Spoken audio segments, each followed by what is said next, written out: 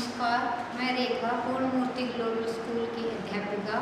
आज कक्षा छठी हिंदी व्याकरण का पाठ नंबर 1 कौन सा भाषा और व्याकरण पाठ करने जा रहे हैं। ठीक है, तो इसको ध्यान से समझना बेटा।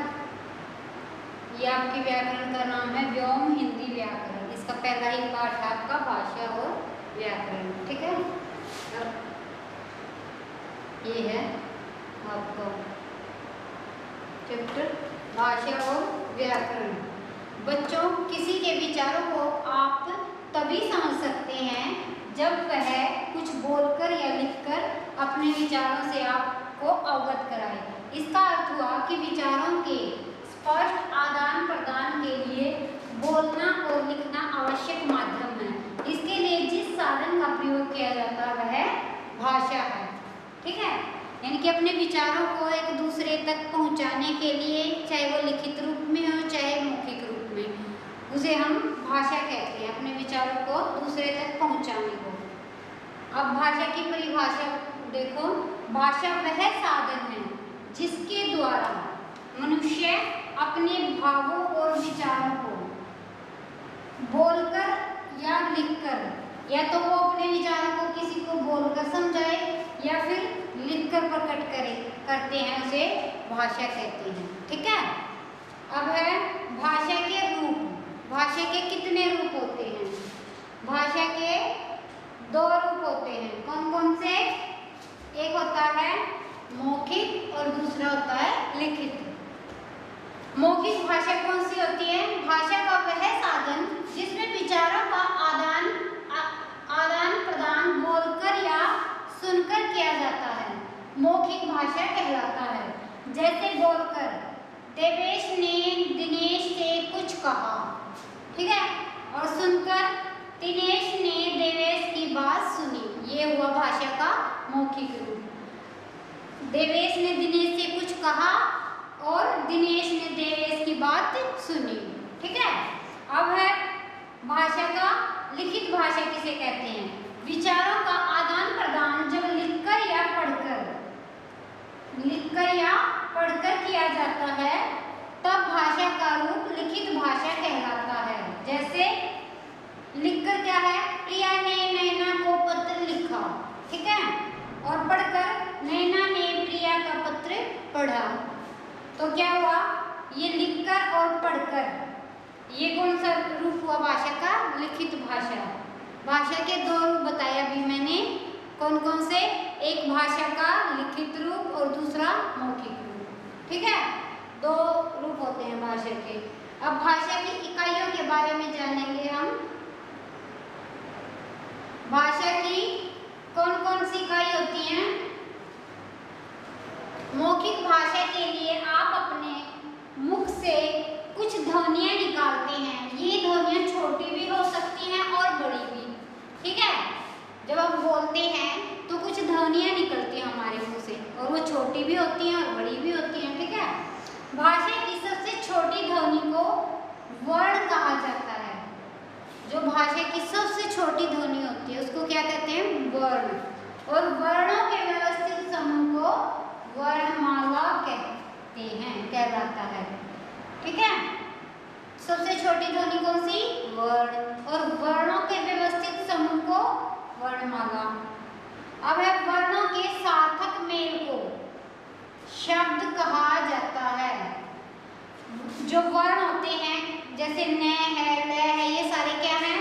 वर्ण। और जब उनका मेल किया जाता है, सार्थक। सार्थक का क्या अर्थ होता है? जिसका कुछ अर्थ निकले, उनके मेल को क्या कहा जाता है? शब्द। जैसे न क्या है? वर्ण है। ले क्या है? वर्ण है। जब इन दोनों को मिला देंगे तो क्या बन जाएगा? नल। नल का कुछ अर्थ निकलता है ना, नल होता है ना।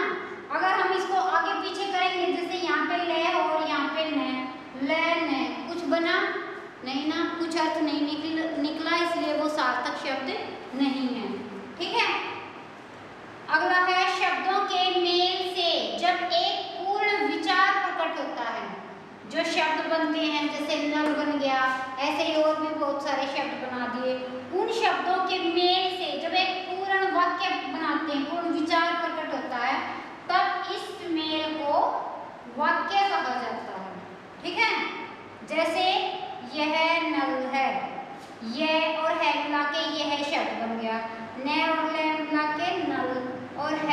आई की है के साथ आई की मात्रा मिला दी तो है बन गया। तो अब पूरा अर्थ दे रहा है यह नल है। ठीक है, तो ये क्या हुआ, पूरा क्या हुआ, ये वाक्य। ठीक है, समझ आ गया ना यहाँ तक। अब आगे देखो नेक्स्ट पेज पे,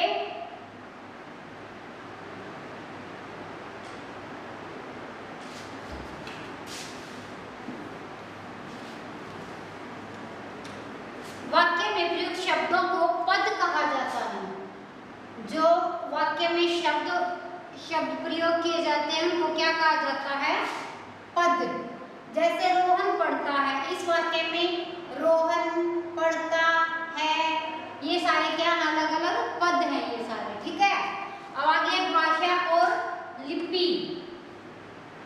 मौखिक ध्वनियों को लिखकर प्रकट करने के लिए जिन चिन्हों का प्रयोग किया जाता है उन्हें लिपि कहा जाता है। ठीक है, मौखिक ध्वनियों को, जो हम अपने मुख से जो ध्वनियां बोलते हैं उनको जब लिखकर प्रकट करते हैं तो उसे क्या कहा जाता है, लिपि।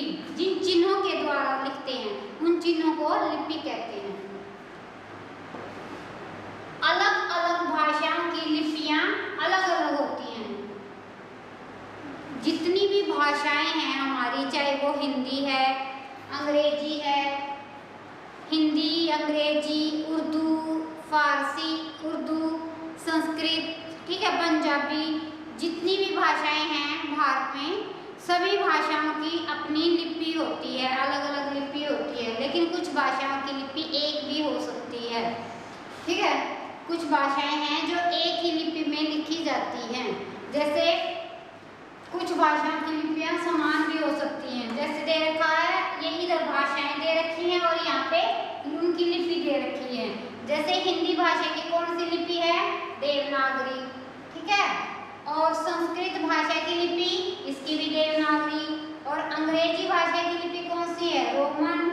पंजाबी भाषा की लिपि कौन सी है, गुरुमुखी। और उर्दू भाषा की लिपि, इसको अरबी भी लिख सकते हैं उर्दू की भाषा को, और फारसी भी लिख सकते हैं। ठीक है, एक ही बात है, कोई भी लिख दो। तो ये इनकी भाषाओं की अलग अलग लिपि होगी। जैसे यहाँ पे बताया था ना कि कुछ भाषाओं की लिपियां समान हो सकती हैं। जैसे ये दोनों भाषाएं दे रखी हैं, हिंदी और संस्कृत, इन दोनों की लिपियां एक समान है दोनों की। ठीक है, देवनागरी लिपि में लिखी जाती दोनों भाषाएं। अब नेक्स्ट देखें, भाषा और व्याकरण।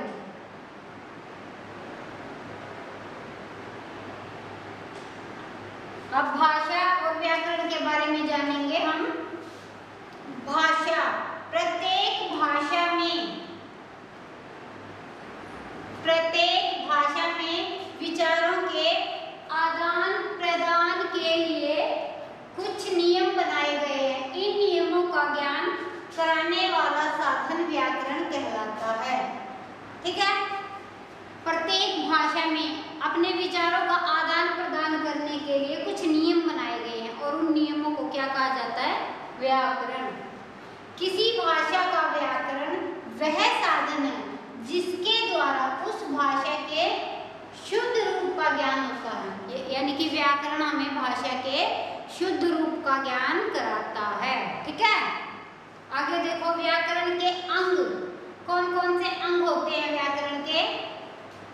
भाषा की मूलतः 4 इकाइयां होती हैं। कितनी इकाइयां होती हैं भाषा की? 4। कौन कौन सी? वर्ण, शब्द, पद और वाक्य। भाषा की 4 इकाई होती हैं। इन इकाइयों के बारे में अच्छी तरह समझने के लिए व्याकरण के 4 अंग बनाए गए हैं। ठीक है, 4 इकाइयां होती हैं और इन सब इकाइयों को समझने के लिए व्याकरण के 4 अंग बनाए गए हैं। ये कौन कौन से हैं? पहला है वर्ण विचार। एक बार इसको ऊपर करते हैं, ये चारों एक साथ आ जाएंगे हमारे। अब देखो, 4 हैं इसके अंग। पहला है वर्ण विचार। कौन सा होता है वर्ण विचार? व्याकरण के इस अंग में वर्णों के भेद के बारे में बताया जाएगा वर्ण विचार में, और उनका उच्चारण कैसे किया जाता है, उनके उच्चारण स्थान के बारे में, और वर्णों के संयोग से क्या बनता है। ठीक है, ये चीजें इनके इनके बारे में हमें इसमें जानकारियाँ मिलती हैं। दूसरा है शब्द विचार। व्याकरण के इस अंग में शब्दों के भेद, शब्दों के कौन कौन से भेद होते हैं, उनकी बनावट कैसे होती है, इन सब के बारे में जानकारी मिलती है। तीसरा है पद विचार। तीसरा अंग कौन सा है? पद विचार। व्याकरण के इस अंग में वाक्य में प्रयुक्त शब्दों की पहचान पदों के रूप में, शब्दों की पहचान पदों के रूप में कराई जाती है। पद विचार में क्या है कि जो शब्द होते हैं उनकी पहचान पदों के रूप में कराई जाती है। और चौथा अंग कौन सा है? वाक्य विचार। व्याकरण के इस अंग में वाक्यों की रचना, इसमें क्या बताया जाता है, वाक्यों की रचना कैसे होती है, उसके कितने भेद होते हैं, इन सब के बारे में जानकारी दी जाती है, हमें इसमें जानकारी मिलती है। ठीक है, ये हो गया वाक्य के 4 अंग। अब आ गया हमारा अभ्यास। अभ्यास, इसमें क्या, अभ्यास में पहले बोलने की बारी, इसमें सिर्फ ये वर्ड दे रखे हैं, उसको आपको बोलना है सिर्फ। ठीक है, जैसे हिंदी में दे रखा है इधर भाषा के रूप, फॉर्म्स ऑफ लैंग्वेज, लिपि क्या होता है, स्क्रिप्ट, वर्ड विचार। ठीक है, ये सारी चीजें साथ के साथ आपको इजी करने के लिए इंग्लिश और हिंदी दोनों लैंग्वेज में दी गई है, तो इसको तो आप रीड कर लोगे। ठीक है, अब उत्तर बताइए, ये वाला क्वेश्चन देखते हैं। विचारों का आदान प्रदान किन रूपों में हो सकता है? किन रूपों में हो सकता है? लिखित और मौखिक, 2 रूपों में हो सकता है, लिखित और मौखिक। ठीक है, लिखित और मौखिक। भाषा का आदान प्रदान 2 रूपों में ही बताया ना मैंने, भाषा के 2 रूप होते हैं, कौन कौन से? लिखित और मौखिक। और दूसरा क्या है? पद किसे कहते हैं? अभी अभी बताया था मैंने, किसे कहते हैं पद? पद में प्रयुक्त शब्दों को पद कहा जाता है। जब हम वाक्य बनाते हैं और उसमें जो शब्द प्रयोग होते हैं उनको हम पद कहते हैं। ठीक है, अब है हिंदी और संस्कृत भाषा की लिपि बताइए। हिंदी और संस्कृत भाषा की लिपि कौन सी है? अभी मैंने बताया था कि इन दोनों भाषाओं की लिपि एक समान है, तो कौन सी लिपि है? देवनागरी। व्याकरण के कितने अंग बनाए गए हैं? कितने अंग हैं व्याकरण के? 4। व्याकरण के 4 अंग हैं। ठीक है, बताए थे मैंने अभी अभी, कौन से थे 4 अंग? वर्ण विचार, शब्द विचार, पद विचार और वाक्य विचार, ये 4 अंग हैं। ठीक है, अब है लिखने की बारी। अब ये लिखित कौशल आपको लिखने हैं ये प्रश्न। ठीक है, ये 3 देखो। पहले फर्स्ट पर्सन कौन सा है आपका? भाषा की परिभाषा किसे कहते हैं? भाषा। अब हम लिखेंगे भाषा वह साधन है, भाषा वह साधन है जिसके द्वारा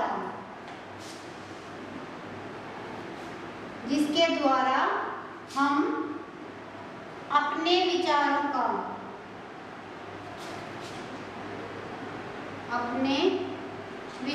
का आदान प्रदान करते हैं। ठीक है,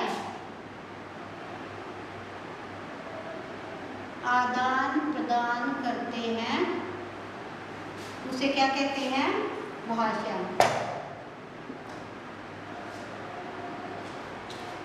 भाषा वह साधन है जिसके द्वारा हम अपने विचारों का आदान प्रदान करते हैं, उसे भाषा कहते हैं। भाषा की इकाइयाँ कौन कौन सी हैं? भाषा की कौन कौन सी इकाइयाँ हैं? भाषा की 4 इकाइयाँ हैं। कौन कौन सी? वर्ण, ठीक है, दूसरा शब्द, तीसरा वाक्य और चौथा कौन सा है? पद। ये 4 इकाइयाँ हैं भाषा की। अगला है वर्ण विचार में किन किन बातों की जानकारी मिलती है? किन किन बातों की जानकारी मिलती है? वर्णों के भेद,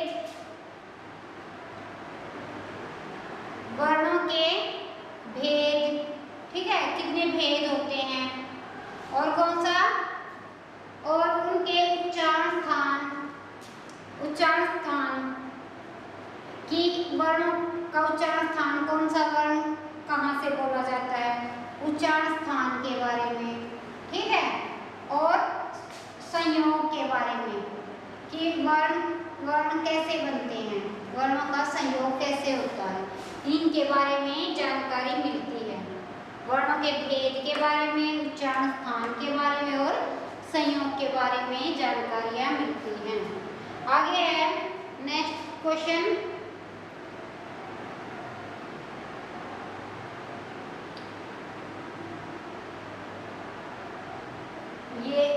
ये वाला है, शब्द और पद में क्या अंतर है।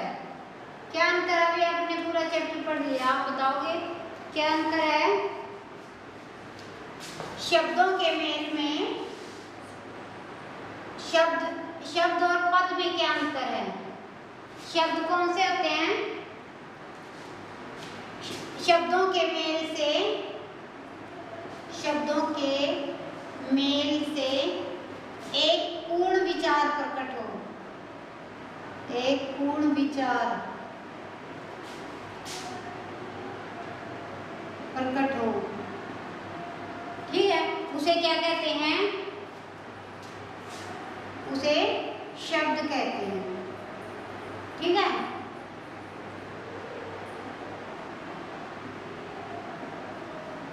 शब्द किसे कहते हैं? शब्द और पद में अंतर होता है। शब्दों के मेल से एक पूर्ण विचार प्रकट हो, उसे शब्द कहते हैं। अब है पद के बारे में। पद किसे कहते हैं?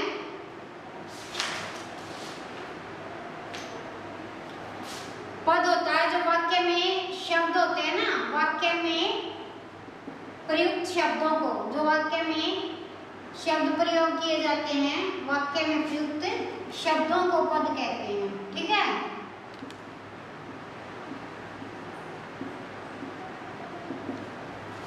अब है ये तीन उदाहरण देने हैं इनके।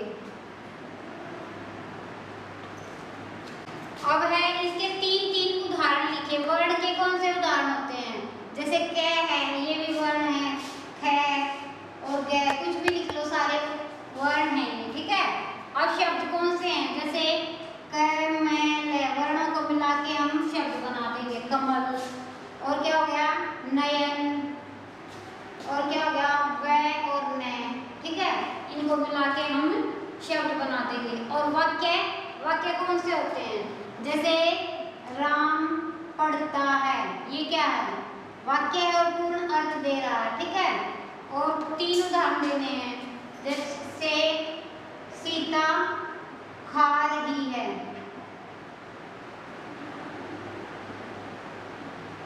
और जैसे मोहन सो रहा है, ये वाक्य हैं और पूर्ण अर्थ दे रहे हैं, इसलिए ये वाक्य हैं। तीन इसके उदाहरण हैं। अब है आपका सोचने की बारी, भाषा कौशल। नेक्स्ट है आपका ये, इसको देखो आप। अब ये प्रश्न है, भाषा के माध्यम से हम आदान प्रदान करते हैं। भाषा के माध्यम से ही करते हैं ना आदान प्रदान, तो हम किस माध्यम से किसका आदान प्रदान करते हैं? मुद्रा का, विचारों का या कपड़ों का? किसका करते हैं? विचारों का, ठीक है। अगला क्वेश्चन है, किसी भाषा के शुद्ध रूप का ज्ञान होता है। किसी भाषा के शुद्ध रूप का ज्ञान किससे होता है? व्याकरण से, लोगों से या वर्णमाला से? किससे होता है? वर्णमाला से, सॉरी व्याकरण से, ठीक है। व्याकरण से हमें भाषा के शुद्ध रूप का ज्ञान होता है। अब वर्ण विचार से हमें जानकारी मिलती है। किसकी जानकारी मिलती है? वर्ण विचार से हमें शब्दों के भेद की, वाक्यों के भेद की या वर्णों के भेद की, किसकी जानकारी मिलती है? वर्ण विचार से वर्णों के भेद की, ठीक है। यहाँ तक हो गया। अब लास्ट रह गया आपका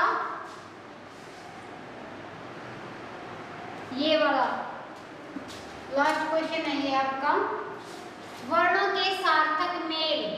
इसमें फिलप्स में भरेंगे हम। क्या कहते हैं वर्णों के सार्थक मेल को?